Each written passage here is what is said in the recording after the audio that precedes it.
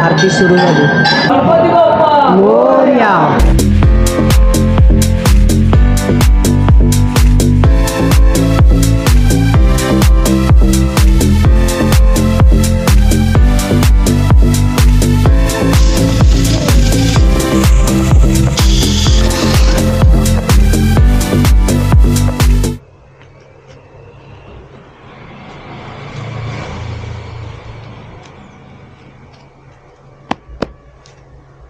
नमस्कार मित्रांनो, आज शनिवार आहे आणि काल महाशिवरात्री झाली, तर उद्या आपल्याला मुंबईसाठी निघायचं आहे आणि आजचा दिवस आपल्यासाठी फ्री आहे।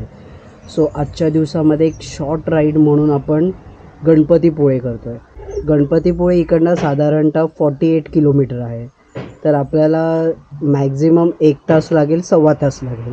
सो ही शॉर्ट राईड असणार आहे, पण हां, ह्या वर्षीचं गणपती बाप्पाचं दर्शन घ्यायचं आहे, त्यासाठी आपण जातो आहोत। तर चला, रोज म्हणतो आपण गणपती बाप्पा मोरया आणि आज त्यांच्या दर्शनालाच जाऊया। So let's start right. Ganpati Bappa Morya. Shri Dev Rameshwar प्रसन्न।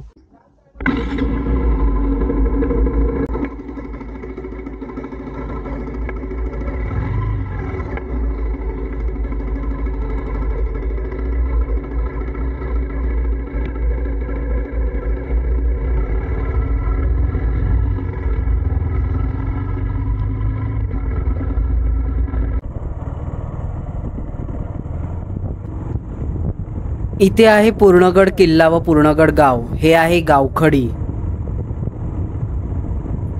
इथे पीर आहे आणि हा पूर्णगड आणि गावखडीला जोडणारा ब्रिज आहे, जो 2000 साली बांधण्यात आला होता। गावखडीच्या थोडं पुढे आलो, पावसच्या अगदी आधी, तर मला हे बघा इथे कोण दिसलं, रायडर्स ग्रुप। यांना बघून माझा जोश एकदम हाय झाला। असे रायडर्स दिसले ना रस्त्यावर की असं वाटतं की त्यांना जॉईन व्हावं। एकदा तरी मला लाईफमध्ये हा असा एक्सपिरियन्स घ्यायचा आहे, ग्रुप राईड करून। हा जो आपल्याला डावीकडे सफेद रंगाचा गेट दिसतोय ना, ते आहे गणेश गुळेगाव। गुळ्यातला गणपती पुण्यात गेला म्हणतात ना, तेच हे ठिकाण। आता आपण पावसच्या बाजारपेठेत पोचलो आहोत। जेव्हा काही मोठी खरेदी करायची असते ना, तेव्हा आम्ही याच बाजारपेठेत येतो। आपल्या गावापासून हे बाजारपेठ फक्त 7 किलोमीटर अंतरावर आहे आणि हे आहे पावस गावातील हॉटेल आराध्य। इथे उत्तम प्रकारचं जेवण मिळतं, व्हेज नॉनव्हेज दोन्हीही, पण हे हॉटेल फक्त संध्याकाळचं चालू असतं। आता आपण रत्नागिरी सिटीमध्ये पोहोचणार आहोत, पण त्याआधी माझ्या डाव्या बाजूला जे दिसत आहे ते आहे हॉटेल कोहिनूर। रत्नागिरीमधील खूप फेमस हॉटेल आहे आणि बऱ्याच मराठी मूव्हींची शूटिंग इथे झालेली आहे। आपल्या डाव्या बाजूला जे मंदिर दिसतं आहे ते आहे रत्नागिरीमधील भाटे गावातील जरीविनायक गणपती मंदिर। बाप्पाचं दर्शन घेतलं आणि आता आपण निघालो आहोत पुढच्या प्रवासाला। जर तुम्ही कधी भाटे बीचवर आलात तर त्याच्या टोकावरतीच हे मंदिर आहे। हा आहे भाटे ब्रिज। इथून संध्याकाळच्या वेळेला मांडवी समुद्र खूप सुंदर दिसतो आणि मांडवी समुद्रावरून हा ब्रिज खूप सुंदर दिसतो। आता आपण प्रॉपर रत्नागिरी सिटीमध्ये पोचलो आहोत।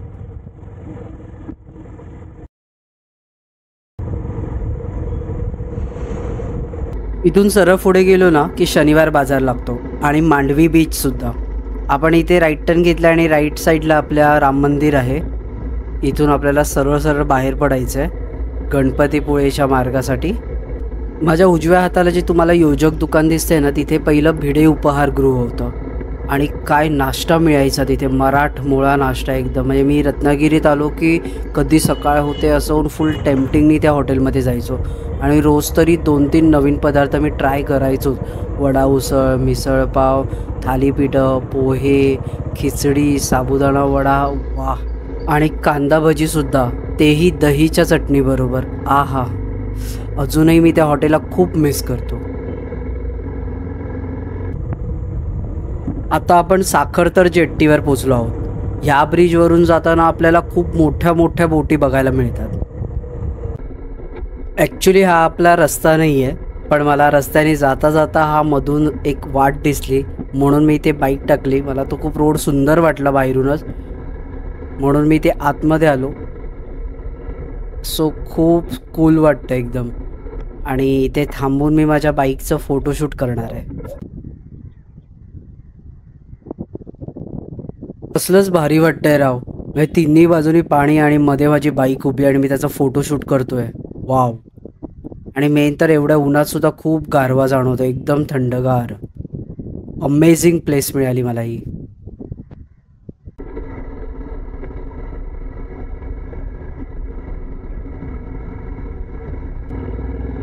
इथे आहे काळबादेवी गाव. इथला समुद्र सुद्धा खूप सुंदर आहे, अमेझिंग आहे. आता आपण जिथे पोचलो आहोत ना, तो सगळ्यात फेमस बीच आहे, आरेवारे बीच. हा फेमस का आहे तर गणपतीपुळ्याला जाण्याच्या रोडवरतीच हा बीच लागतो आणि रस्त्यावरून जाताना हा समुद्र खूप सुंदर दिसतो. त्यामुळे पर्यटकांची गाडी इथे थांबतेच. निसर्गाचा आनंद घेऊन फोटो क्लिक करून मगच ते पुढे जातात. आणि त्यामुळेच इथल्या गावकऱ्यांनी इथे नारळाचे पाणी, चहा, नाश्ता याचे स्टॉल ओपन केलेत. अच्छा, ते झिप लाईन आहे तिकडनं ओव्हर द सी, म्हणजे हा इंडियामधला सगळ्यात पहिला झिप लाईन आहे जो समुद्राच्या वरून जातो. तर आपण पण ट्राय करूया, बट आधी आपण गणपतीपुळ्याला पोहोचूया. हा पहा, हा आरेवारे व्ह्यू पॉइंट आहे आणि इथून गणपतीपुळे फक्त 10 किलोमीटर अंतरावर आहे, ज्यासाठी आपल्याला 20 मिनिटं लागणार आहेत.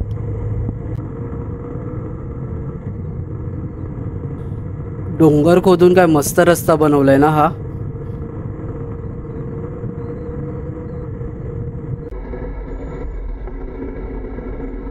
गणपतीपुळ्यामध्ये आपण पोचलो आहोत आणि इथे ही लाईन लागलेली आहे ती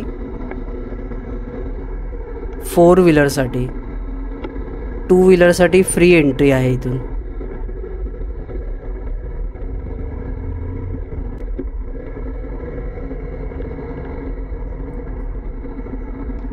आहा हा, किती वेळाही आलो ना तरी जेव्हा केव्हा येतो आणि हा गेट बघतो ना तेव्हा मला तेवढाच आनंद होतो इथे पोचण्याचा.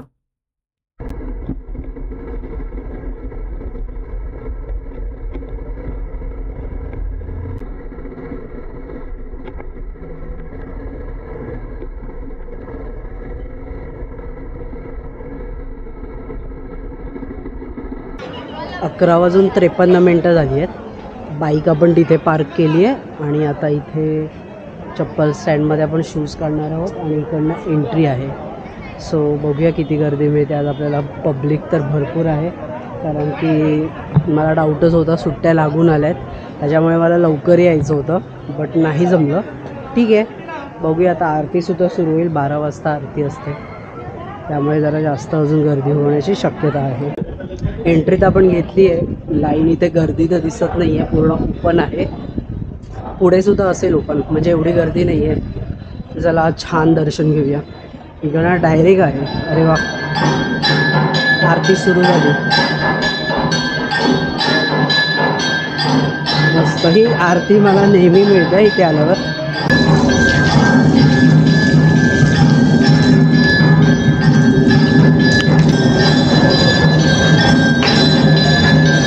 इथे जेवणाची सोय असते आरती झाल्यावरती. महाप्रसाद असतो इथे.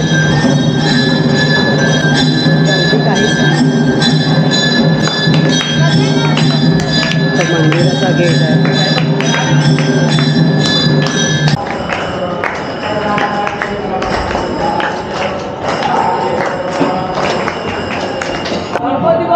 मोरया मोरया मोरया.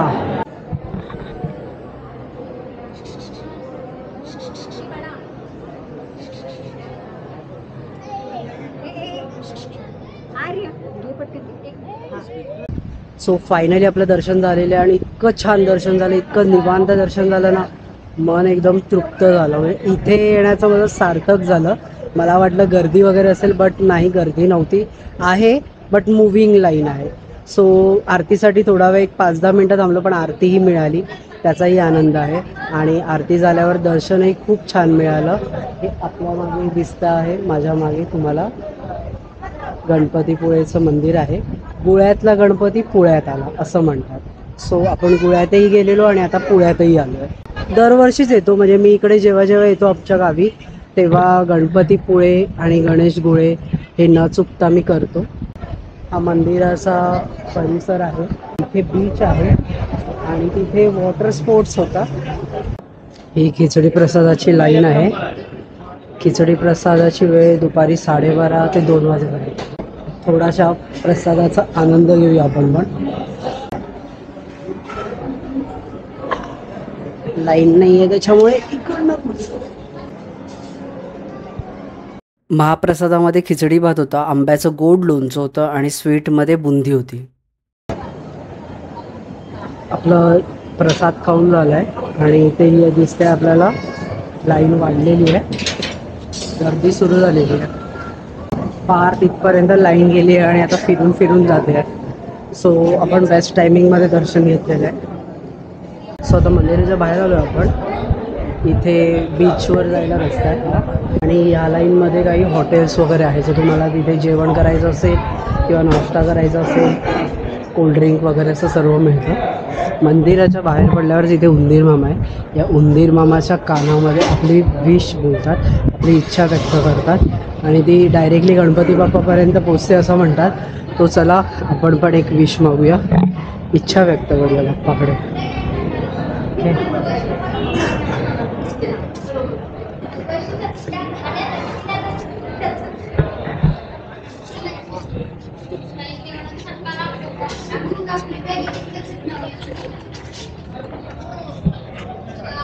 इथे सगळी प्रसादाची दुकान आहेत, खेळणी आहेत, छोट्या मोठ्या गोष्टी मिळत आहेत.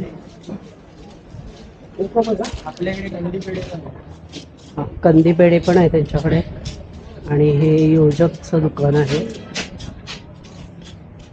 इथे सुद्धा कोकणी मेवा मिळतोय. हे हॉटेल स्वाती, इथे नाश्ता मिळतो आणि जेवण सुद्धा आहे उपलब्ध. हॉटेल सम्राट आहे. पण मला कोकम सरबत पियायचं आहे, तर कोकम सरबत कुठे मिळतं ते बघूया आपण. कोकम सरबत आहे कसं आहे, द्या एक कोकम सरबत. हे किती टिकतं बोललात तुम्ही? 10 ते 15 वर्ष बॉटलमध्ये फुलं राहतात, 24 मिनिट. अच्छा, चाफा आहे ना तो? सोन चाफा. त्या हो.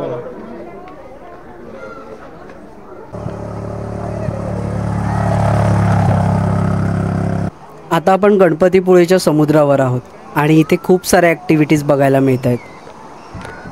स्पीडबोट आहे, बनाना राईड आहे, बटरफ्लाय राईड आहे, जीप राईड आहे, उंटाची सवारी आहे. परत काही फोटोग्राफर्ससुद्धा दिसत आहेत मेमरी कॅप्चर करण्यासाठी. दुपारची वेळ आहे पण गर्दीही तेवढीच आहे. समुद्रावरच बरेच स्टॉल आपल्याला बघायला मिळतात. चाट स्टॉल आहे, भेळपुरी, पाणीपुरी, त्यानंतर गोळ्याचा स्टॉल आहे, खेळण्यांचा स्टॉल आहे जिथे समुद्रावर खेळली जाणारी खेळणी मिळत आहेत. लॉकर सुविधासुद्धा इथे दिसते आहे. नारळ पाण्याचे स्टॉल आहेत. आणि एक गोष्ट चांगली वाटली की इथे वॉटर ॲक्टिव्हिटीजच्या रेटचा सरळ बोर्डच लिहिलेला आहे. 50 रुपये. एक मिनिट. दुपारचे 1:02 झालेली आहे आणि परतीचा प्रवास आता आपला सुरू होतो आहे. बट घरी जाता जाता आपण एक ॲडव्हेंचर करणार आहोत. काय करणार आहोत ते तिथे गेल्यावरती मी तुम्हाला सांगतो. तर चला निघूया, प्रवास सुरू करूया. गणपती बाप्पा मोरया.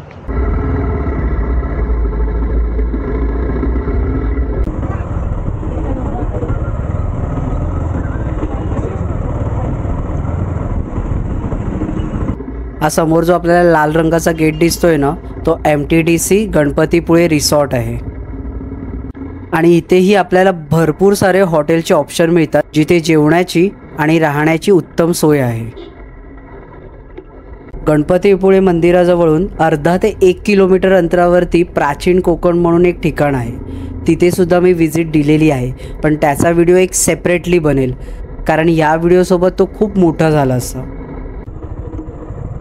आपल्याला जी ॲक्टिव्हिटी करायची आहे त्याच्यात जवळ पोचलो आहोत आपण. अगदी 1-2 मिनटं अंतरावरती आता ते ठिकाण राहिलेलं आहे.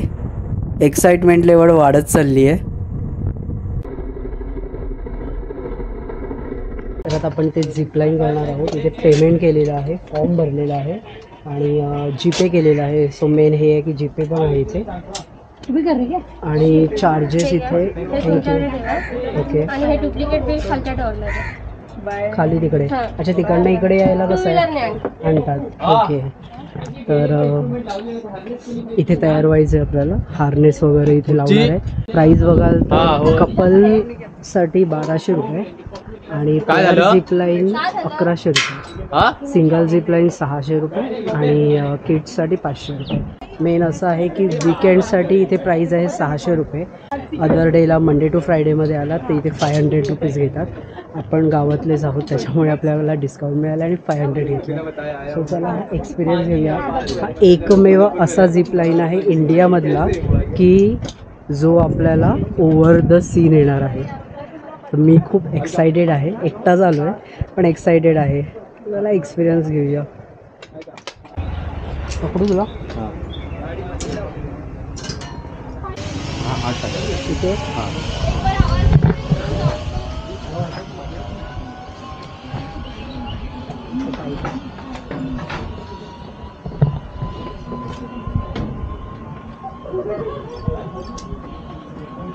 वेट घेता नाही ना, वेट घेईल ना.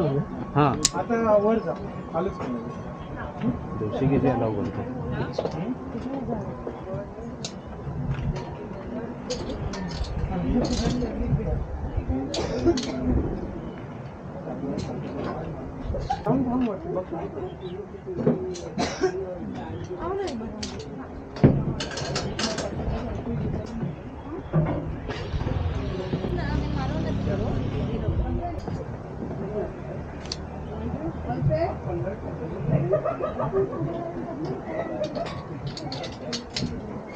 सिंगल हो ना.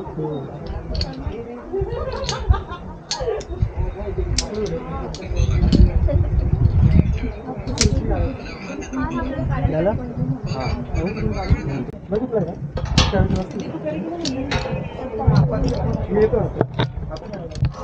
और ये मैं बादलों के बीच में भैया जल्दी जल्दी करा देना. 100-200 ज़्यादा ले लेना.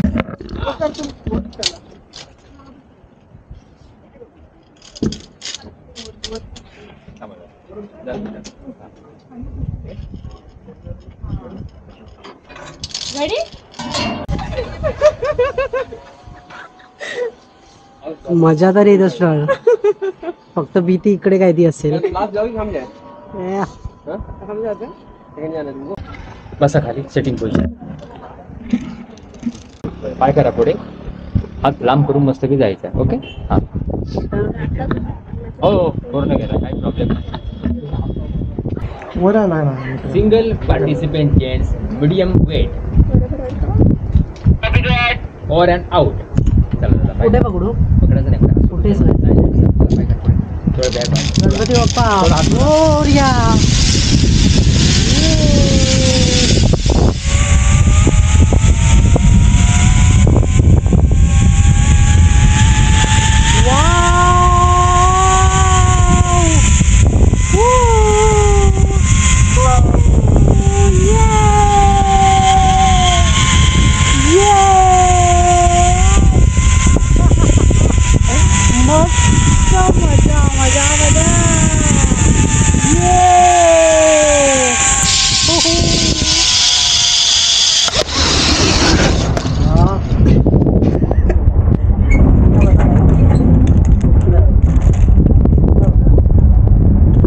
दादा हे रोज चालू असतं?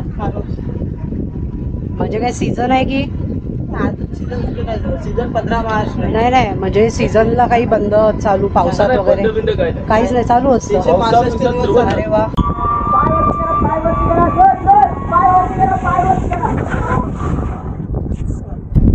तर आताच आपलं झिप लाईन कम्प्लीट झालं आणि अमेझिंग एक्सपिरियन्स होता हा इकडनं. सुरुवातीला तिकडे फक्त भीती वाटते, त्याच्यानंतर काही नाही. आम्हाला सोडायचं. चला आता आले आपल्याला घ्यायला. तिथून आपण सुरुवात केली की तिथेच हां चला. हो